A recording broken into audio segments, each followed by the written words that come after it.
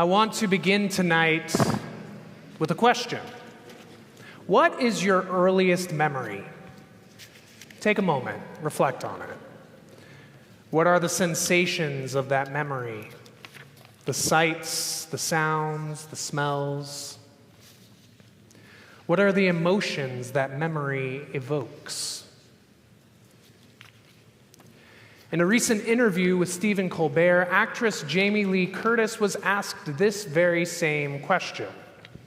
After considering for a few moments, she realized she couldn't think of one.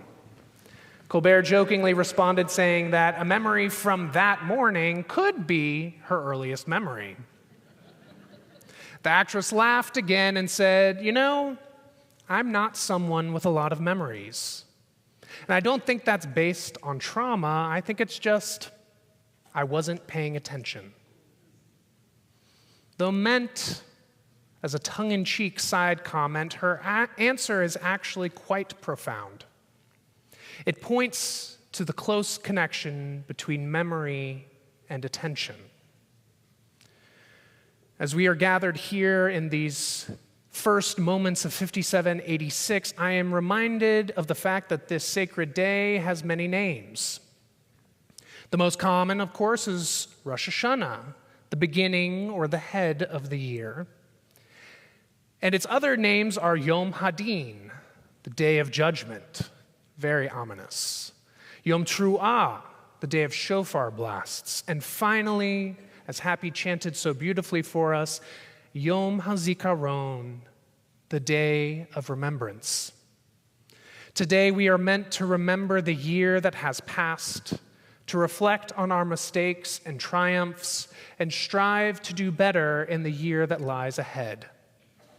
It is also a day on which we call upon God to remember us, as God remembered and took note of our ancestors. We pray the words, Zochrenu Adonai Eloheinu bo l'tovah, remember us, our God, for the good. Yet it is not memory alone that plays a role.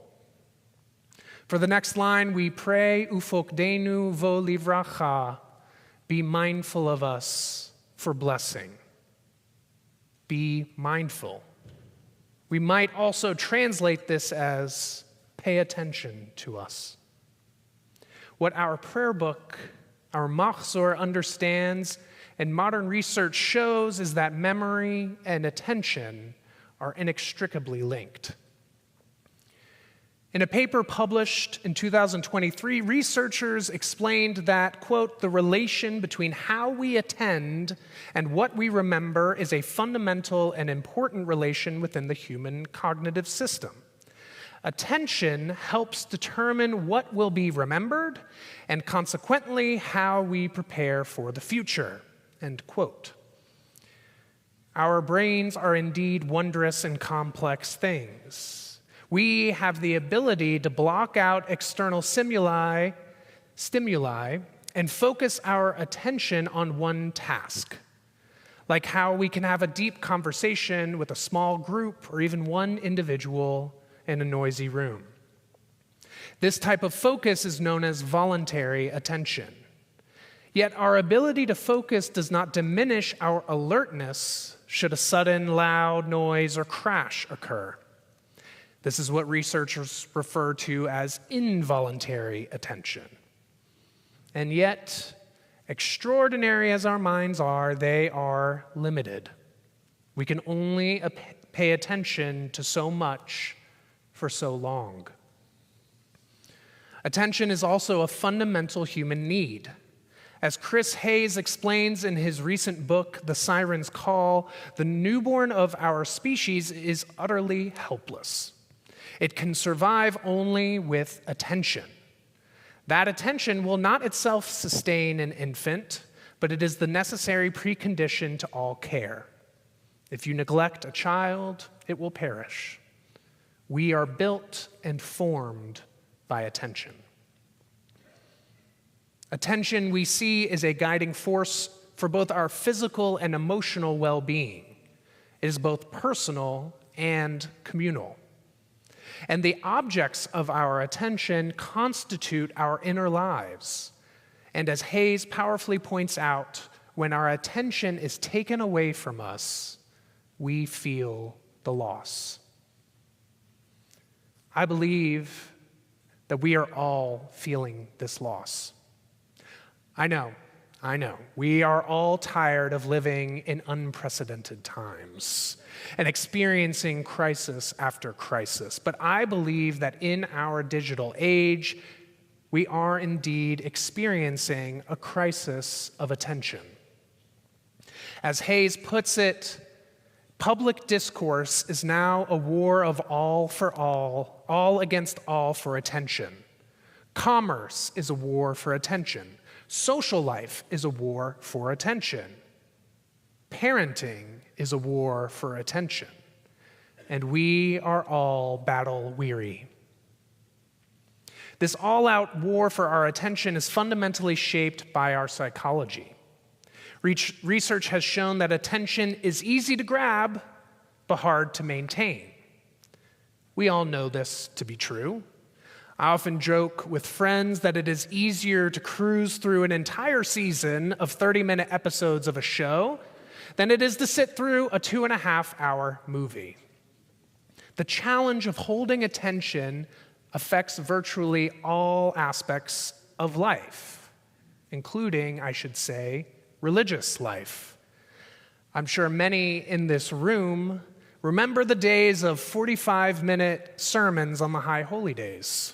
Don't worry, I will not try to revive that practice this evening. And for those of you that are still with me, I thank you. Those of you that are not, it's okay.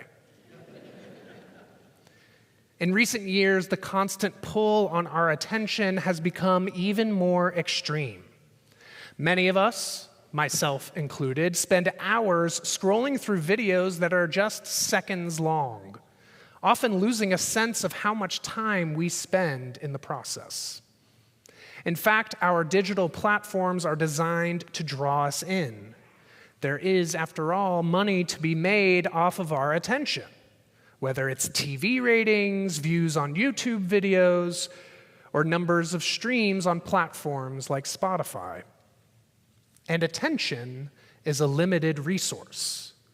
With limited attention and infinite content, everyone in the digital space must constantly find new ways to cut through the noise and grab our attention.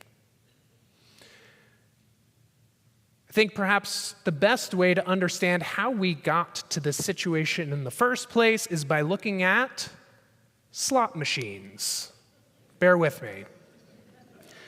The success of slot machines around the world comes from their ability to draw us in by grabbing our attention for just a few seconds at a time.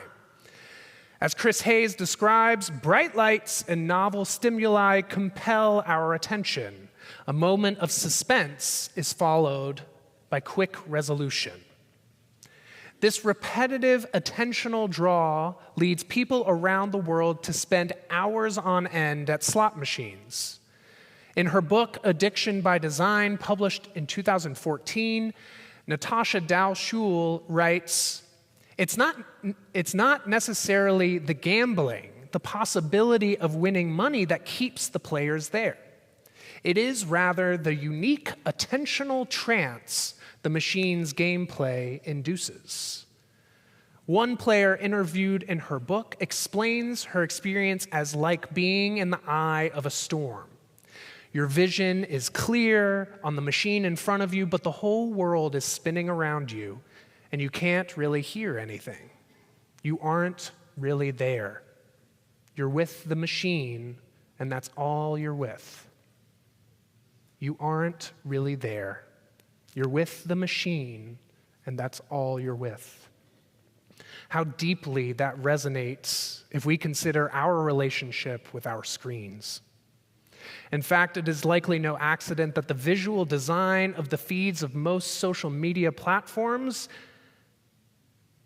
move like a slot machine, an endless vertical scroll. But it was not always like this. Many of us remember before 2006 when digital platforms presented web pages and feeds that would eventually end. That year, designer Asa Raskin invented the infinite scroll technology that we now see everywhere. Where there was once finitude to our scrolling, there is now infinity. Raskin has since expressed remorse at the profound implications of his invention, much like the mastermind behind the creation of the nuclear bomb, J. Robert Oppenheimer. And in 2018, he co-founded a nonprofit called the Center for Human Technology, which strives to address the harms of the digital age. Raskin has even attempted to quantify the effects of the infinite scroll, calculating a truly shocking statistic that a total of 200,000 human lifetimes from birth until death is spent daily on infinite scrolling. 200,000 human lifetimes each day. We are still learning the profound effects that our digital world is having on us. There are, of course, the practical implications, the dangers of distracted driving, the gradual reduction of attention spans, the inability to deeply engage with ideas and topics that cannot be summarized in bite-sized posts or videos, the increasing lack of tolerance for waiting, and the list goes on and on. What is not discussed enough, however, are the spiritual effects of this technology. At a time when our attention is constantly pulled at, it is more and more difficult to devote our attention to our inner world, to our souls. We are losing the ability to simply sit with our own thoughts. It is true, human beings have long sought ways to escape their own reality. To use a more antiquated term, we have always sought diversion. But when an infinitude of diversion is accessible with a few movements of our fingers, we find ourselves not just wanting, but needing more. Much like drugs or alcohol, with each swipe of the finger, our tolerance for newness and stimulation increases, leading us to seek out more and more sensational sources of distraction. The more we have, the more we desire, until we are left feeling empty and lost. Our Jewish tradition recognizes this human phenomenon even in ancient times. It is one of the central themes of the book of Ecclesiastes, traditionally attributed to an elder, King Solomon. In it we read, "My thoughts turned to all the fortune my hands had built up, to the wealth I had acquired and won, and oh, it was all futile and pursuit of nothingness. So I loathed life, for I was distressed by all that goes on under the sun, because everything is futile and pursuit of nothingness." This powerful expression of despair and existential angst is something I think many of us, regardless of economic status, have felt in recent years. The challenge we face is not one that can be solved with an app or with a trendy diet. It is a challenge that rests at the heart of what it means to be human. And it is a challenge best suited, I believe, for religious frameworks like our own. Though it may seem hard to find a way forward, I believe that our Jewish tradition can help us along the way. In an age of constant distraction, Jewish practice provides ways to connect and reconnect to ourselves and to those we love, not just during this high holy day season, but throughout the year. Tonight, I wish to offer 3 spiritual tools our tradition provides. First is the cycle of Jewish time. According to our tradition, life is not meant to proceed as an endless scroll, like those streams of content we find on our devices. Indeed, our many holidays, Shabbat first and foremost, present us with the opportunity to look up from the scroll, to pause and to reflect. In contrast to the infinite scroll, the Jewish calendar gives us distinct sections. We might call them chapters that can shift our attention from always looking ahead to looking back and cherishing the memories we made along the way. The second tool is the sanctity of stillness. If you are anything like me, you often feel the need to fill every second of every day with some form of diversion. And that desire is only fueled by the constant pull of our screens. In contrast, our tradition encourages us to find moments of stillness when we can allow our minds to wander. As we read in the book of Isaiah, with stillness and pleasantness, you will be redeemed. Finding stillness in our lives, I know, may seem a bit daunting. We have busy lives. So maybe let's just start small. It could mean taking 5 minutes during a walk outside to remove the headphones and simply listen to the sounds of the world around us.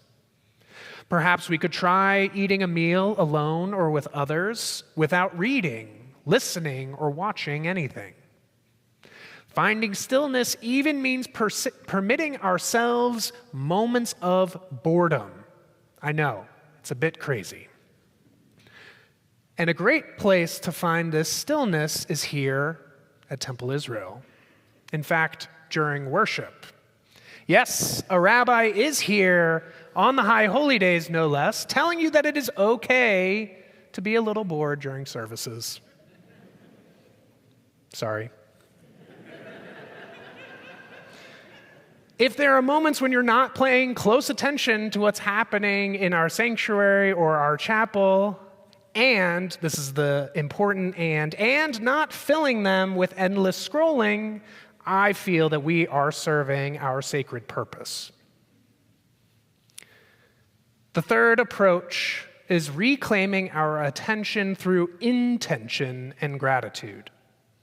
We have inherited a treasure chest of blessings and many mindfulness practices from our ancestors. Whether it's taking just a moment to bless a meal, or offering blessings when we reconnect with an old friend, or when we see the wonders of nature, there are so many opportunities to pause and appreciate precious moments in our lives. The simple act of directing our attention to these small things turns moments into memories, a powerful antidote to seeing our lives as an endless scroll of events. These 3 things, cycles in time, sacred stillness, and intention and gratitude, are the tools I hope to develop in this coming year. In a world that seeks to pull our attention away from us, I hope that we together can reclaim it, that we can harness it to create meaningful memories with loved ones and friends. In doing so, may we answer the call of our Torah, Uvacharta v'chayim, choose life so that you may live. I could not think of a more powerful hope for this new year than to strive to remember and to be remembered for lives well lived. Thank you for your precious attention this evening. Shana Tova.